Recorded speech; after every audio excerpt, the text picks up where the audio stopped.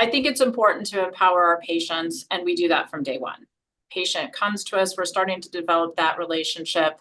And the discussions that we have early on can be very different from later, but we have to continually reinforce, ask questions, give patients the opportunity to ask us questions.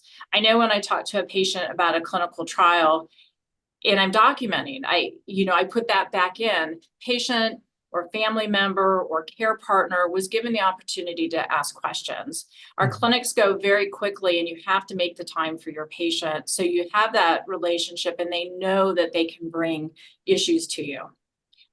Sometimes we don't get it right either. And you got to own that and move on to that next step. So you continue that relationship. Patients are going through losing control with having a cancer and like myeloma. And many times patients never even heard of multiple myeloma until they come into our world.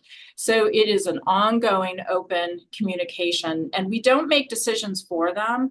We give them options. And upfront or early relapse, you may have far more options than you do in that relapse refractory setting.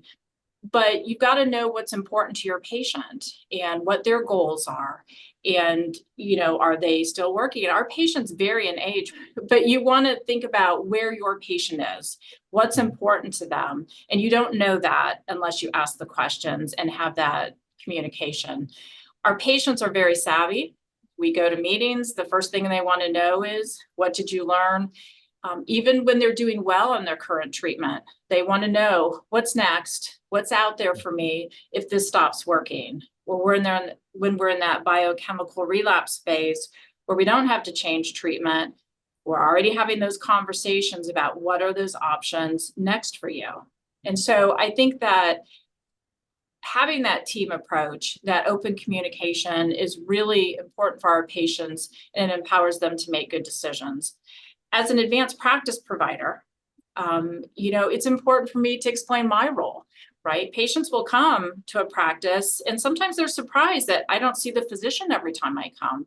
So I think it's, instead of ignoring that and not telling patients, I think it's important that we describe our roles in that care as well. That yes, I also specialize in multiple myeloma. I collaborate with your physician. We talk about you, even if you're not seeing your physician.